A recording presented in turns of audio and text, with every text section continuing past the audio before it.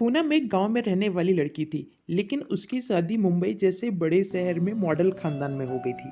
अपने ससुराल वालों को समझने में केवल एक ही दिन बीता था।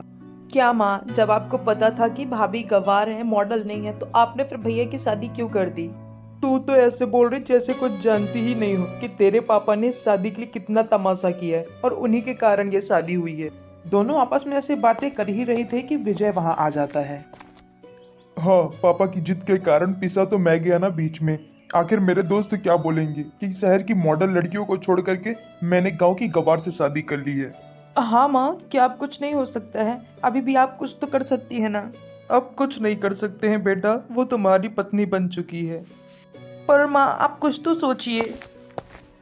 सुन रही है ना सुनैना, आजकल के बच्चों को सारी चीजें मॉडल ही चाहिए रहती है। अब तू ही बता, मैं घर की गवार बहू को बाहर कैसे निकाल सकती हूँ? तू ही समझा अब इन दोनों को कि अब तो कुछ नहीं हो सकता है। क्यों कुछ नहीं हो सकता? अभी भी बहुत कुछ हो सकता है। एक काम करो, तुम लोग जाके उससे कहना कि हमारे यहाँ का रिवाज है कि नई बहू को पास्ता बनाना होता है। वैसे भी वो गवार है, पास्ता कहाँ जानती होगी। जब वो पास्ता नहीं बनाएगी तब तुम लोग जाकर के उसे मायके छोड़ाना।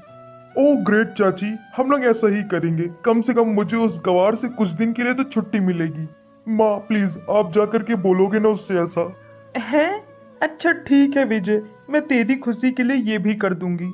दूसरे दिन सुबह होते ही, देखो बहू, आज तुम्हारा रसोई में पहला दिन है, इसलिए तुम्हें रसोई में पास्ता बनाना है। लेकिन उसकी एक शर्त रहेगी, अगर तुम पास्ता नहीं बना पाओगी तो तुम चुपचाप कुछ दिनों के लिए अपने मायके चली जाओगी, और जब तक हम लेने नहीं आते तब तक तुम मायके से लौट के नहीं आओगी। आखिर ये कैसी शर्त हुई माँ जी? मुझे भी तो आप बताइए। मैंने जितना कहा है उतना ही करो, बाकी सवाल जवाब करने की जरूरत नहीं है। अपनी सास की ऐसी बातें सुनकर के पूर्णिमा चुप हो जाती है और चुपचाप किचन में चली जाती है। लेकिन कोई वहां उसकी मदद के लिए नहीं आता है। अकेले बेचारी पूर्णिमा खड़े खड़े सोच रही थी अब क्या करूं। तभी इतने में उसके ससुर कुछ सामान लेकर के आते हैं। ये लो बहू, पास्ता बनाने के लिए कुछ सामान ले लो। वैसे इन लोग खाते रहते हैं पास्ता, तो मैंने देखा है, इसलिए ये सामान ले आया। बाकी मुझसे बनाते नहीं बनता है। नहीं पापा जी, बस आप अपना आशीर्वाद मेरे ऊपर बनाए रहिएगा। आपका आशीर्वाद सदा रहा तो मैं हर एक काम को चुटकियों में कर लूंगी। हाँ बेटा, मेरा आशीर्वाद सदैव तुम्हारे साथ है। वैसे अब समय आ गया है इन लोग भी जाने कि मेरी बहू कौन है। इसके बाद पूर्णिमा कुछ ही देर में पास्ता बना करके रख देती है। माँ, मुझे तो नहीं लगता कि भाभी आज पास्ता बना पाएंगी। उनका मायके जाना तो पक्का है। मीनाक्षी ऐसा कह ही रही थी, तभी पूर्णिमा पास्ता लेकर के आती है।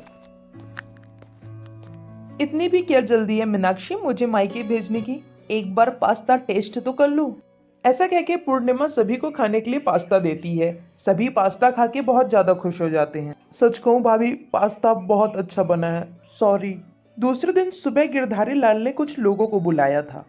आप लोग और यहाँ? जी मैडम, दरअसल आपका चेक आ गया है 1 लाख रुपए का। हम वही देने आए हैं आपको। जी मैडम, और एक आपके लिए और खुशखबरी है, आपको इस बार जर्मनी भी जाना है। जर्मनी? ये सब क्या हो रहा है बहू? ये कौन है और तुमसे ये सब क्या कह रहे हैं? जी माँ, लेकिन आप लोग सबसे पहले मुझे माफ़ कर दीजिए। आप लोग मुझे गांव की लड़की समझ रहे थे, पर माँ, मैं गांव की लड़की बस नहीं, एक शेफ भी हूँ। ये सब बातें आप लोगों को ससुर जी ने मना किया था बताने से शादी से पहले, लेकिन आप लोग जब मुझे ही निकालने का प्लान करने लगी तब ससुर जी ने मुझसे बताने को कहा। इसलिए मैं आज आप लोगों से बता रही हूँ कि आपकी बहू एक शेफ है। पूर्णिमा की ऐसी बातें सुन करके सास ने कहा, मुझे माफ़ कर दो बहू, मैंने तुम्हारे साथ बहुत गलत किया है। तुम इतनी बड़ी शेफ हो ये हम लोगों को पता ही नहीं था, और तुम गाँव की भी थी, पर ये मैं कैसे भूल गई कि तुम मेरी आखिर बहू ही हो। कोई बात नहीं माँ जी, अब आप मुझे अपनी बहू मान लीजिए। हम चाहे जैसे भी हों, पर हमारे रिश्ते कैसे होने चाहिए इस बात का हमेशा ध्यान रखना चाहिए। पूर्णिमा अब हंसी खुशी अपने परिवार के साथ रहने लग गई।